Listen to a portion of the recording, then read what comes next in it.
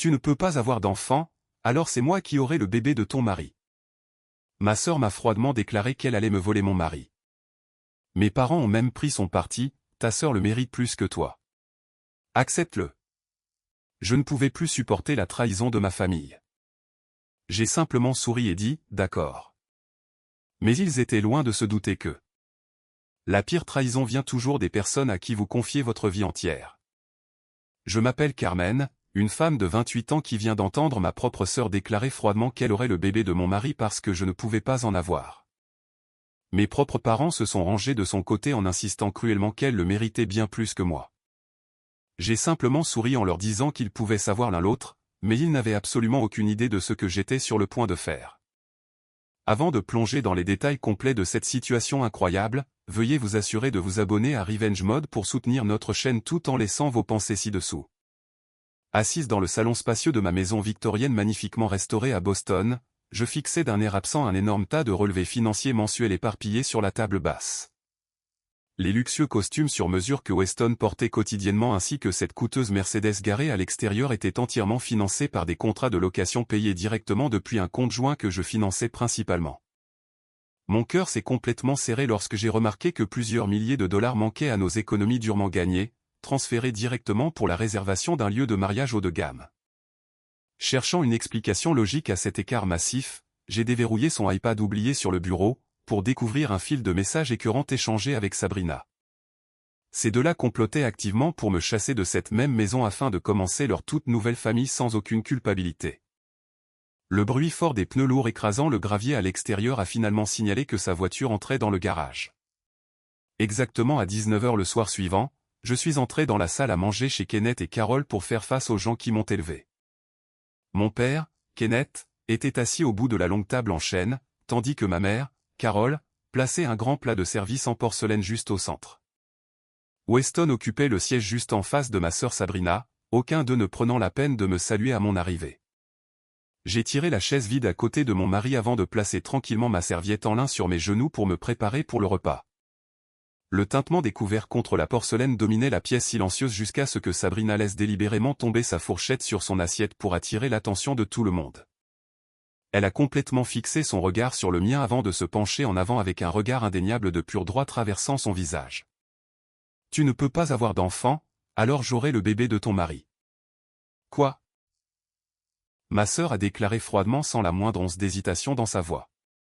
Elle a continué à parler en affirmant que ma carrière exigeante ne laissait aucune place à la maternité, alors qu'elle possédait la jeunesse pour offrir à Weston l'avenir exact qu'il désirait désespérément. Plutôt que de réprimander sa plus jeune fille pour une déclaration aussi scandaleuse, ma mère a immédiatement hoché la tête en plein accord. Carol a calmement pris son verre de vin avant de déclarer que Sabrina était la seule personne capable de donner à Weston une famille vraiment complète. Elle a soutenu qu'un homme a besoin d'un foyer convenable rempli d'enfants plutôt que d'une maison vide partagée avec une femme constamment enfouie dans des feuilles de calcul financières. Toute attente persistante que j'avais pour que mon père intervienne s'est évaporée à la seconde où Kenneth a fermement posé ses deux mains à plat contre la table en bois. Il a regardé directement dans mes yeux pour révéler une vérité terrifiante qui a complètement brisé les derniers morceaux restants de ma confiance. Weston a pris sa décision parce que Sabrina deviendra sa femme. Kenneth a déclaré d'une voix incroyablement stable qui prouvait qu'il était au courant de cette liaison depuis des mois. Il a froidement ajouté que mon incapacité à porter des enfants signifiait que ce mariage avait complètement perdu son sens avant d'exiger que je fasse immédiatement mes bagages. Kenneth m'a ordonné de quitter la propriété victorienne à Boston avant la fin de la semaine pour que le nouveau couple puisse commencer sa vie ensemble à cet endroit précis. Il a justifié cette demande scandaleuse en affirmant que la propriété servirait d'environnement parfait pour que ses futurs petits-enfants grandissent en toute sécurité. Mon attention s'est lentement déplacée vers l'homme lâche assis à côté de moi, qui gardait simplement les yeux rivés sur son dîner à moitié mangé dans un silence absolu. Weston s'est finalement agité sur son siège avant de s'éclaircir la gorge pour offrir une justification verbale pathétique de son grave vol financier contre sa propre femme. Il a tranquillement admis avoir utilisé notre compte d'épargne joint pour payer la compte obligatoire pour un lieu de mariage haut de gamme parce que Sabrina méritait une belle cérémonie. Sans lever les yeux de son assiette, il a avoué avoir également acheté la bague de fiançailles en diamant tout en réservant une suite d'hôtels coûteuse pour elle ainsi qu'un studio de photographie professionnelle. Il a tenté de présenter ses achats massifs non autorisés comme une compensation raisonnable pour le temps précieux qu'il croyait que je lui avais volé de sa jeunesse. L'ampleur de leur trahison coordonnée m'a submergé alors que je réalisais que toute ma lignée avait secrètement conspiré pour me remplacer tout en volant mes biens. Ils s'attendaient pleinement à une dépression émotionnelle massive remplie de disputes hurlantes ou de supplications désespérées pour que mon mari reconsidère ses choix impardonnables concernant notre mariage. Au lieu de leur donner la réaction dramatique pour laquelle ils s'étaient préparés, j'ai simplement pris mon verre d'eau pour boire une lente gorgée tout en laissant le lourd silence s'étirer dans la salle à manger. Refusant de verser une seule larme ou d'élever la voix de colère, j'ai doucement reposé le verre en cristal sur le sous-verre avant de leur offrir un sourire poli. Bien, ai-je déclaré avec une clarté absolue pour m'assurer que chaque personne assise autour de cette table comprenait ma reddition complète à leurs exigences. Ils ont échangé des regards confus les uns avec les autres parce que ma conformité instantanée était la dernière chose qu'ils s'attendaient à entendre ce soir. En n'offrant aucune résistance à leur ultimatum cruel, j'ai réussi à planter un piège psychologique qui les a convaincus que j'avais entièrement abandonné ma dignité ainsi que ma propriété. J'ai repoussé ma chaise et me suis levé, les pieds en bois raclant contre le plancher pour créer un son perçant. L'air glacial de la nuit de Boston a frappé mon visage alors que je sortais par la porte d'entrée. J'ai marché directement vers mon véhicule avant de glisser sur le siège du conducteur sans jeter un seul regard en arrière vers la maison de mes parents. J'ai traversé les rues calmes de la ville tout en calculant mentalement chaque actif financier actuellement lié à mon divorce à venir. En entrant dans le couloir silencieux de ma maison victorienne, je me suis immédiatement dirigé vers le bureau du rez-de-chaussée pour déverrouiller le lourd coffre-fort en métal caché à l'intérieur du placard. J'ai sorti le titre de propriété original soigneusement rangé dans un épais dossier en manille pour examiner le texte officiellement imprimé sous la lumière vive de la lampe de bureau. Mon nom apparaissait comme l'unique propriétaire légal imprimé sur le document d'état représentant cet énorme bien prénuptial que j'avais acheté des années auparavant. Cependant, je comprenais parfaitement que le droit de la famille du Massachusetts dicte des directives spécifiques de distribution équitable concernant les biens matrimoniaux lors de toute procédure de divorce contestée. Un conjoint légalement reconnu pourrait potentiellement revendiquer des droits de propriété familiale ou exiger une part de la valeur nette accumulée malgré l'absence de son nom sur le titre officiel. Agir impulsivement maintenant ne ferait que donner à Weston un levier juridique pour me piéger dans une bataille judiciaire prolongée pour ma propre propriété résidentielle. J'ai remis les documents dans le dossier tout en décidant d'exécuter une stratégie de sortie juridiquement impeccable plutôt que de tout risquer sur un bref caprice émotionnel. J'ai passé les 3 heures suivantes à télécharger chaque relevé bancaire de nos comptes financiers partagés. J'ai méticuleusement surligné chaque retrait suspect tout en faisant correspondre les dates aux messages textes que j'avais précédemment découverts sur sa tablette oubliée. Le lendemain matin a commencé par une consultation prévue dans le bureau d'un avocat du centre-ville spécialisé à la fois dans les litiges de divorce et le droit immobilier. Je me suis assise en face du bureau en acajou poli de mon conseil juridique nouvellement engagé pour présenter l'énorme pile de documents que j'avais rassemblés pendant la nuit. J'ai remis les documents de clôture originaux, prouvant que j'avais acheté la propriété entièrement avec mes propres fonds 3 années complètes avant même de rencontrer Weston. L'avocat a examiné méticuleusement l'historique complet des paiements hypothécaires, soulignant mes contributions en solo transférées directement de mon compte de salaire personnel chaque mois. Il a recoupé ses relevés bancaires avec l'absence totale de contributions financières de Weston aux obligations hypothécaires mensuelles obligatoires. Le conseil juridique a pris des notes méticuleuses tout en examinant les reçus de l'impôt foncier du comté, prouvant que je portais l'entière charge financière de la propriété sans recevoir aucune aide extérieure que ce soit. Après avoir analysé la longue piste financière, l'avocat a esquissé une voie juridique sûre, me permettant de transférer la propriété sans violer aucune réglementation étatique compliquée. Il a confirmé que Weston ne possédait aucune créance financière légitime sur la valeur nette initiale parce que les fonds provenaient strictement de mon compte d'épargne prénuptiale isolé.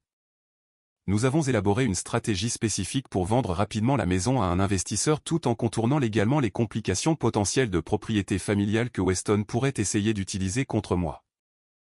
J'ai ensuite sorti les relevés bancaires fraîchement imprimés mettant en évidence les milliers de dollars que Weston avait secrètement détournés vers sa liaison en cours avec Sabrina.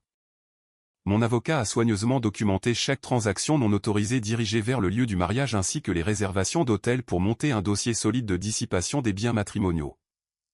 L'avocat a expliqué comment les juges pénalisent sévèrement les conjoints qui vident intentionnellement des comptes joints pour financer une relation illicite. Cette documentation irréfutable a fourni les munitions juridiques exactes nécessaires pour l'empêcher de toucher un seul centime de plus de mes futurs revenus. Il a expliqué que la présentation de cette preuve financière indéniable à un juge du tribunal de la famille neutraliserait efficacement toute demande ridicule de pension alimentaire que Weston pourrait tenter de réclamer plus tard. L'avocat a demandé à son parajuriste de commencer à rédiger la requête préliminaire de divorce, citant une rupture irrémédiable tout en joignant les pièces financières prouvant le vol matrimonial flagrant. J'ai passé les heures suivantes à examiner les documents rédigés tout en établissant un compte séquestre fortement protégé et exclusivement contrôlé par ma nouvelle équipe juridique. L'avocat m'a assuré que cette stratégie précise étoufferait légalement mon futur ex-mari tout en gardant mon patrimoine personnel complètement à l'abri de sa portée.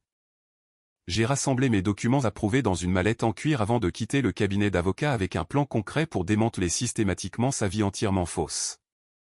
J'ai passé le reste de l'après-midi à organiser les informations financières spécifiques requises pour la vente immobilière à venir tout en ignorant complètement plusieurs appels manqués provenant directement du téléphone portable de ma mère.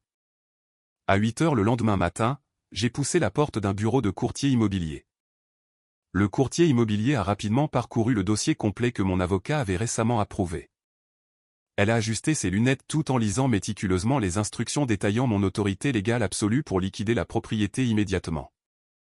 Je me suis assise en face de son bureau poli tout en demandant qu'elle cible exclusivement un acheteur au comptant capable de contourner les délais hypothécaires standards.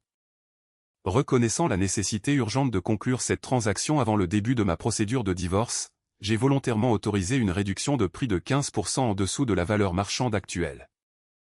Le courtier a reconnu la nature lucrative de cette inscription à prix réduit avant de contacter son réseau d'investisseurs immobiliers à la recherche d'acquisitions immédiates. Elle a expliqué comment l'utilisation d'un investisseur au comptant éliminerait entièrement les contingences d'évaluation angoissantes qui font habituellement dérailler les ventes de propriétés résidentielles standards. L'agent a promis d'obtenir une offre légitime dans les 48 heures, à condition que la structure physique passe une inspection préliminaire rigoureuse menée par ses associés de confiance. En rentrant à la maison plus tard ce jeudi après-midi, j'ai découvert Weston traînant une valise en cuir de créateur à travers notre vaste couloir. Il a bombé le torse en annonçant avec arrogance qu'un voyage d'affaires imminent le week-end prochain nécessitait sa présence immédiate dans un état voisin pour finaliser une fusion d'entreprises lucratives. Je me suis appuyé contre le cadre de la porte en le regardant méticuleusement emballer ses costumes les moins bien taillés ainsi que plusieurs cravates en soie coûteuses entièrement financées par mon salaire personnel. Il a supposé avec confiance que mon silence antérieur lors de ce dîner de famille désastreux signifiait que j'avais complètement accepté un divorce sans le sous-sans tenter la moindre résistance juridique. Avant de prendre ses clés de voiture sur la table, Weston m'a ordonné avec condescendance de commencer à emballer mes propres affaires dans des boîtes en carton pour assurer une transition en douceur. Il a boutonné avec suffisance sa veste coûteuse avant de sortir par la porte d'entrée pour se lancer dans des vacances de pré-mariage luxueuses secrètement planifiées avec Sabrina. Il croyait sincèrement que je passerais tout le week-end à pleurer seul dans la chambre tout en me préparant à rendre finalement les clés de la propriété. La lourde porte de garage s'était à peine fermée derrière son véhicule en partance qu'une élégante berline noire s'est garée directement dans mon allée pavée. Le courtier immobilier est sorti du véhicule aux côtés d'un investisseur immobilier à l'air sérieux tenant un appareil de mesure numérique. J'ai accueilli les deux professionnels à l'intérieur pour effectuer une évaluation structurelle complète des lieux pendant que Weston restait complètement inconscient à des kilomètres de là. L'investisseur expérimenté a systématiquement parcouru chaque pièce tout en vérifiant méticuleusement l'intégrité des fondations ainsi que les systèmes électriques récemment mis à niveau. Il a porté une attention particulière aux moulures couronnées victoriennes d'origine avant de descendre pour examiner les lourdes unités de CVC situées au plus profond des murs du sous-sol.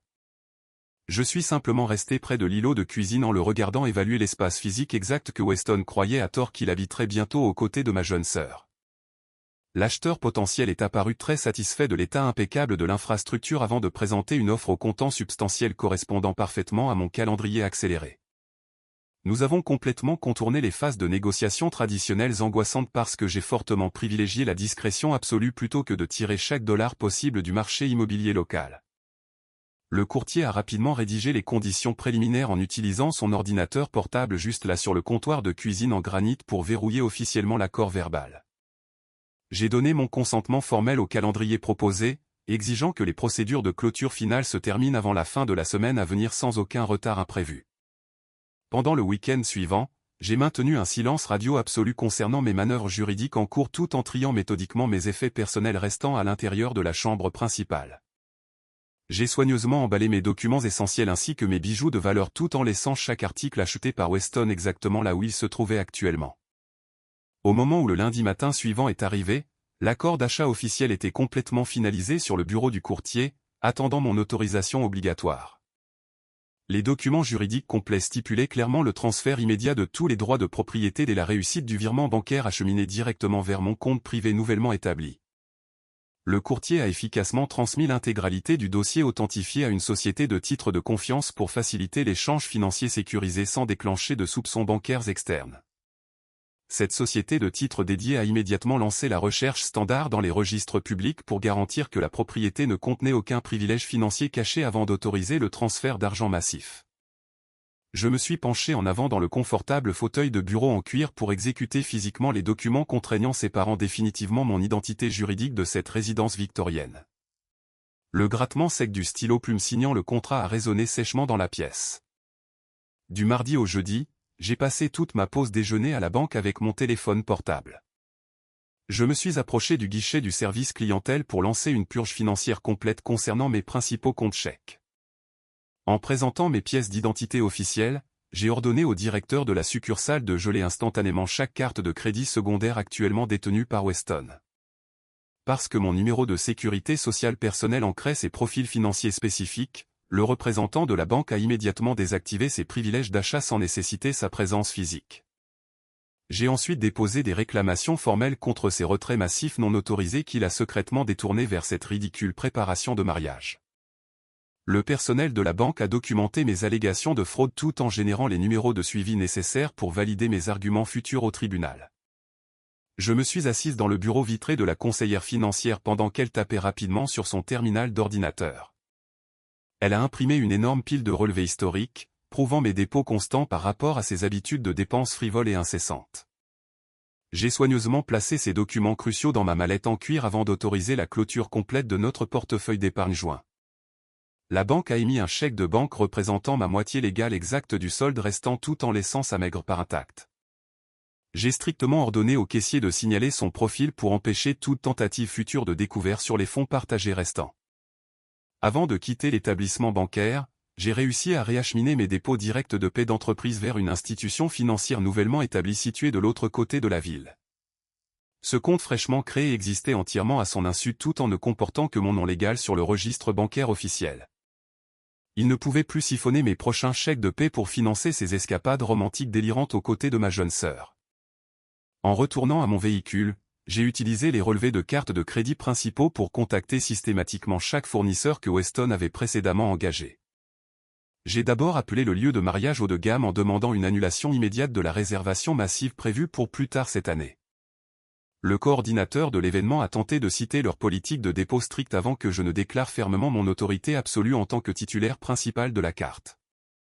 Je l'ai explicitement informé que Weston avait autorisé ces frais sans obtenir mon consentement matrimonial légalement requis. Face à un litige potentiel de rétrofacturation de cartes de crédit, la direction du lieu a rapidement accepté de rembourser 90% de la transaction originale directement sur mon nouveau compte. J'ai exigé un reçu d'annulation écrit envoyé à mon adresse électronique privée pour servir de preuve indéniable lors du litige de divorce imminent. Mon prochain appel téléphonique a visé le studio de photographie professionnel engagé pour capturer leur prochaine cérémonie matrimoniale frauduleuse. En fournissant les détails de facturation exacts correspondant à ma carte plastique, j'ai mis fin à leur service visuel coûteux tout en absorbant une pénalité contractuelle mineure. Le solde remboursé a été transféré avec succès sur mon profil bancaire isolé quelques minutes après avoir finalisé cette conversation téléphonique. J'ai continué sans pitié cette démolition financière systématique en appelant le fleuriste de luxe ainsi que l'agence de location de limousines haut de gamme. En contactant la compagnie de limousine, le répartiteur a essayé d'offrir une date reportée au lieu de traiter une annulation complète. J'ai fermement rejeté sa proposition tout en lisant à voix haute les clauses de résiliation spécifiques intégrées dans leur contrat numérique. Le répartiteur a finalement cédé avant d'initier la séquence de remboursement électronique directement vers ma carte Visa nouvellement sécurisée. Appeler le fleuriste a nécessité de naviguer à travers plusieurs directeurs de département avant d'atteindre la personne responsable de la sécurisation des paiements pour les grands événements. Le directeur floral a exprimé une véritable confusion concernant l'annulation abrupte d'un arrangement personnalisé aussi élaboré. J'ai simplement fourni les codes de vérification de compte obligatoires tout en refusant de donner des détails sur les raisons personnelles motivant cette résiliation soudaine. Elle a traité le remboursement massif tout en envoyant la facture officielle annulée directement dans ma boîte de réception numérique en attente. Remarquant une autre transaction en attente sur l'application bancaire numérique, j'ai immédiatement appelé l'éminente entreprise de traiteurs que Weston avait récemment engagée. Le chef cuisinier a annulé à contre-cœur le paiement massif après que je l'ai calmement menacé d'impliquer mon équipe juridique d'entreprise concernant ses frais de crédit non autorisés. J'ai enregistré chaque numéro de confirmation tout en imprimant les reçus d'annulation numérique pour construire une forteresse impénétrable de documentation financière. J'ai passé le reste de mon jeudi après-midi à organiser ces victoires financières cruciales dans des dossiers juridiques précisément étiquetés. Chaque dollar remboursé représentait une autre brique solide retirée de la fausse fondation que Weston tentait de construire aux côtés de Sabrina. Il découvrirait bientôt que ses cartes en plastique seraient refusées à chaque caisse enregistreuse tandis que ses plans de mariage extravagants s'évaporeraient complètement. J'ai examiné la feuille de calcul finalisée suivant mes fonds récupérés tout en vérifiant la sécurité absolue de mes actifs indépendants. Les procédures de clôture immobilière officielle se sont parfaitement terminées à exactement 14 h ce vendredi après-midi. Les dernières boîtes en carton contenant mes effets personnels ont été poussées à l'arrière du camion de déménagement. Je me tenais silencieusement sur le trottoir en regardant les ouvriers engagés sécuriser la lourde charge à l'aide d'épaisses sangles en nylon. La représentante désignée de la société de titres s'est approchée de ma position, tenant les documents d'exécution finaux nécessitant ma signature physique.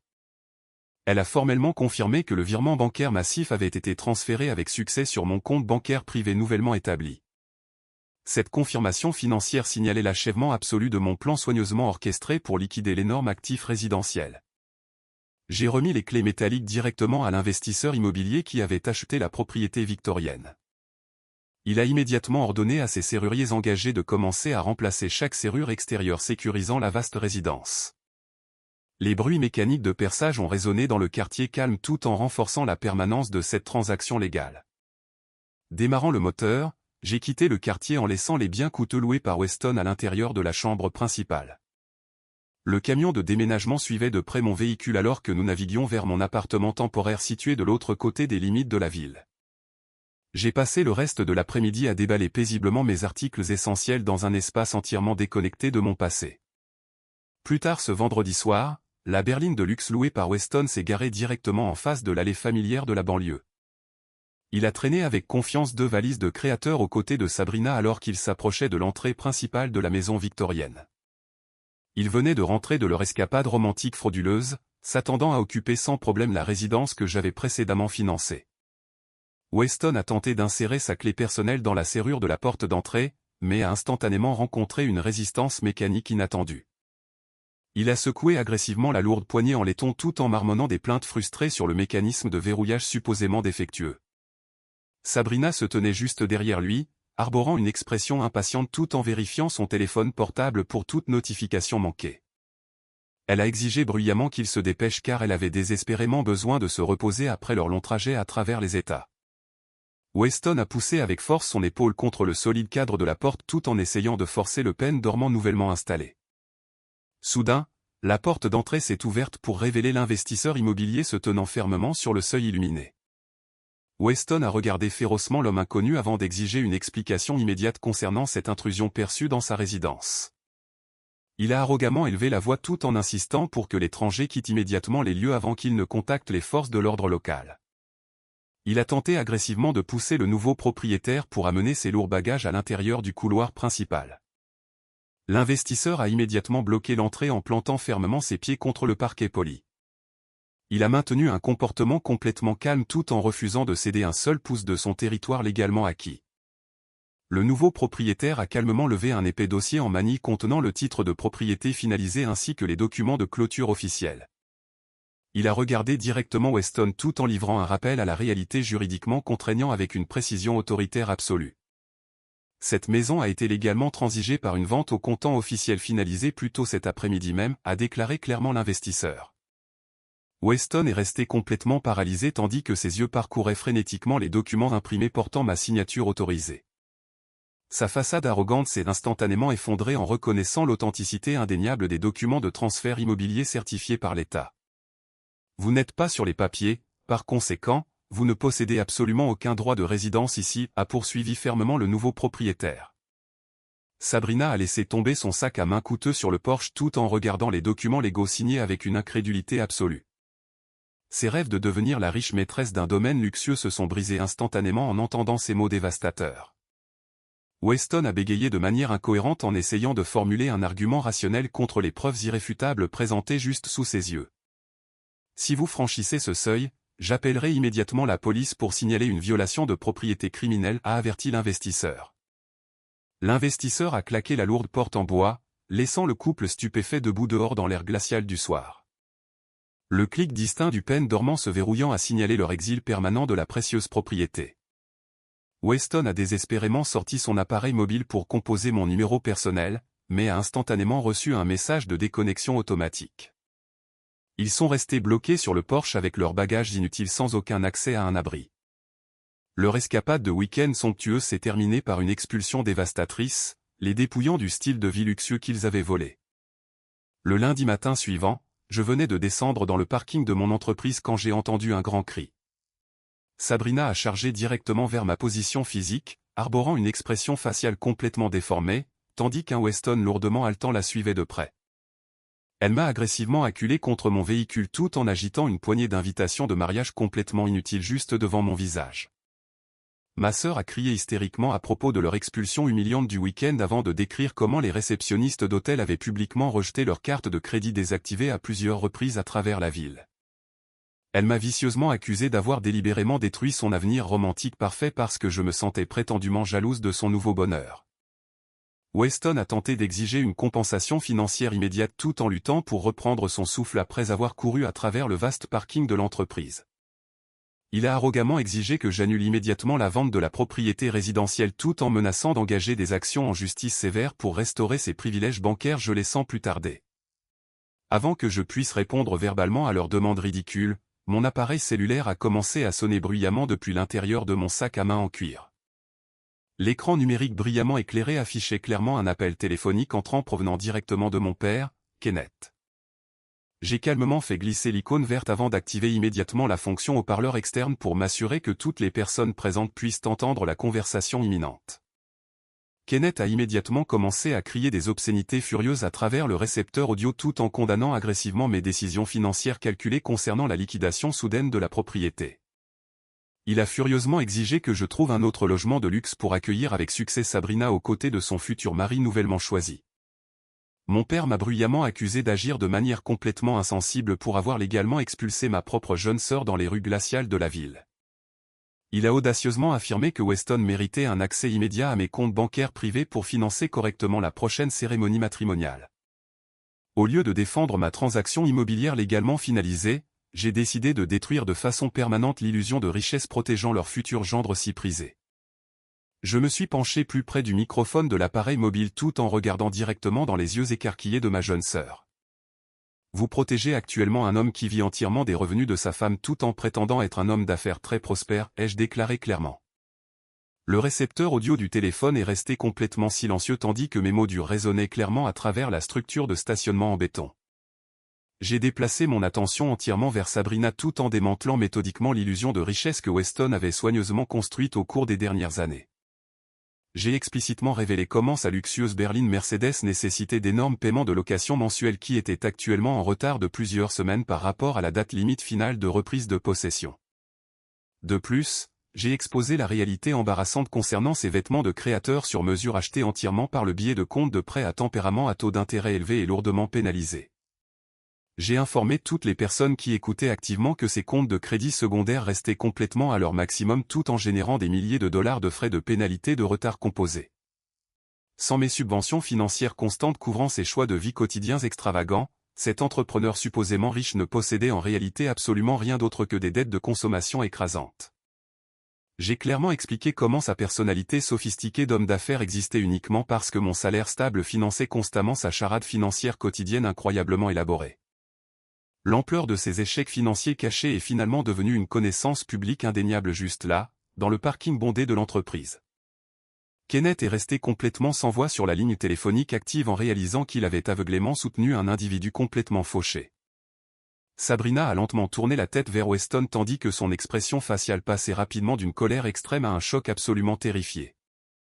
Elle a désespérément exigé qu'il nie verbalement mes allégations financières tout en saisissant frénétiquement les revers de sa coûteuse veste de costume louée. Weston a nerveusement détourné son regard vers le pavé de béton tout en échouant complètement à formuler un seul argument de défense cohérent. Son silence lâche a fourni la confirmation ultime concernant l'énorme tromperie financière qu'il avait réussi à perpétrer contre toute sa famille. Réalisant qu'elle avait réussi à voler un escroc sans le sou au lieu d'un pourvoyeur riche, Sabrina l'a physiquement repoussé avec un dégoût total. Elle a reculé de plusieurs pas en regardant l'homme pathétique qui ne pouvait plus lui offrir un style de vie luxueux. J'ai ouvert avec confiance la portière de mon véhicule avant de m'installer sur le siège du conducteur sans offrir d'autres explications concernant mes actions. J'ai fermement appuyé sur le bouton rouge affiché sur mon écran pour mettre fin de façon permanente à la connexion téléphonique en cours avec mes parents. Verrouillant les portières mécaniques, j'ai appuyé sur la pédale d'accélérateur pour sortir en toute sécurité du parking tout en laissant ces misérables traîtres derrière moi. 6 mois complets se sont officiellement écoulés depuis le jour exact où j'ai définitivement jeté mon ancienne carte SIM de téléphone portable. Un bruit de coups rythmé et soudain a résonné dans mon nouvel appartement spacieux avant que j'ouvre la solide porte en bois pour trouver tante Suzanne souriant chaleureusement. Elle se tenait tranquillement dans le couloir brillamment éclairé, tenant une petite boîte de pâtisserie apportée de ma boulangerie préférée de ma ville natale. L'accueillant dans mon espace de vie moderne situé à plusieurs centaines de kilomètres de Boston, j'ai préparé 2 grandes tasses de tisane à la camomille fraîchement infusée. Suzanne s'est installée confortablement sur mon canapé en cuir moelleux tout en livrant avec empressement les conséquences ultimes du monde réel qui détruisait actuellement les anciens membres de ma famille. Elle a décrit méticuleusement comment Weston a commencé à recevoir des lettres de recouvrement agressives exigeant un paiement immédiat concernant ses dettes de consommation massive et impayées. Ses principaux portefeuilles de crédit sont officiellement passés en statut de créance irrécouvrable parce qu'il n'a absolument pas soumis de versement mensuel minimum au cours des derniers mois. Plusieurs institutions financières de premier plan ont officiellement intenté des poursuites civiles agressives contre lui pour recouvrer de force leurs actifs monétaires volés par le biais de saisies sur salaire judiciaire. La Commercial Leasing Corporation a finalement dépêché un service de remorquage professionnel pour retirer physiquement sa luxueuse berline Mercedes directement de l'allée de la banlieue de mes parents. Suzanne a été témoin de tout le spectacle humiliant qui s'est produit pendant que plusieurs voisins curieux regardaient Weston crier frénétiquement après le dépanneur complètement indifférent.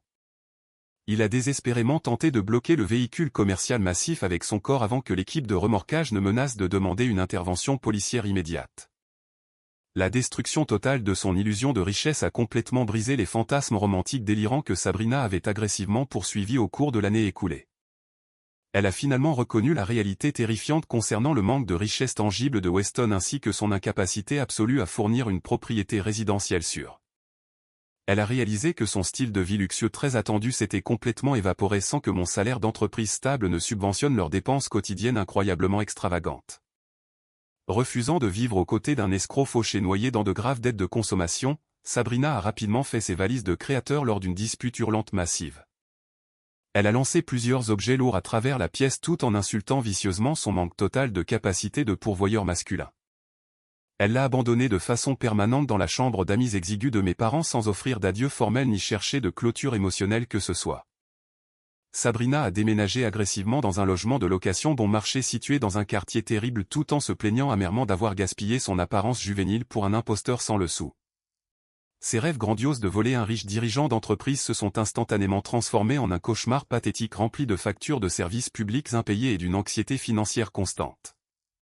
Mes parents ont également subi de graves répercussions sociales découlant de leur participation active à cette dégoûtante trahison conjugale contre leur propre fille aînée.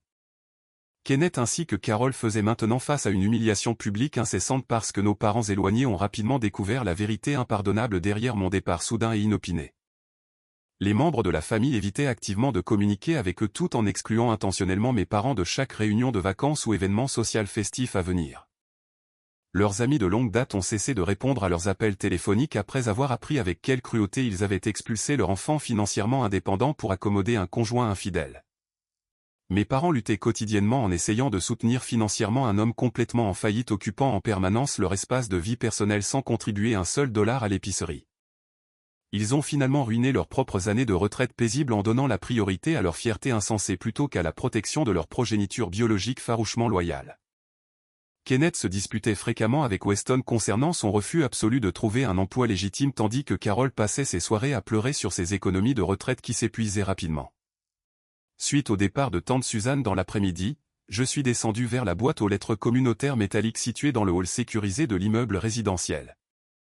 J'ai récupéré une épaisse enveloppe juridique expédiée par le système du tribunal de la famille du Massachusetts contenant mes documents judiciaires finalisés très attendus. De retour dans mon sanctuaire tranquille, j'ai soigneusement extrait le certificat de divorce définitif, portant la signature autorisée du magistrat président de l'État. Ce document puissant a fourni la preuve physique ultime, confirmant ma séparation légale permanente de cet individu parasite qui a tenté de détruire mon avenir. Je suis sorti sur mon balcon privé donnant sur les rues animées de la ville tout en tenant une tasse en céramique fumante de café noir torréfié de première qualité. J'ai pris une longue gorgée apaisante de la boisson chaude et sombre tout en regardant le magnifique coucher de soleil doré illuminant l'horizon métropolitain lointain. J'ai réussi à éliminer ces individus incroyablement toxiques de mon existence, en utilisant des limites légales strictes ainsi qu'un détachement émotionnel absolu pour protéger ma santé mentale. Ma vie nouvellement établie m'appartient enfin entièrement sans nécessité de compromis toxiques ni subir d'autres trahisons parasitaires de la part de faux membres de la famille. Le lourd fardeau que j'avais porté pendant des décennies a entièrement disparu au moment exact où j'ai quitté cette misérable ville du Massachusetts.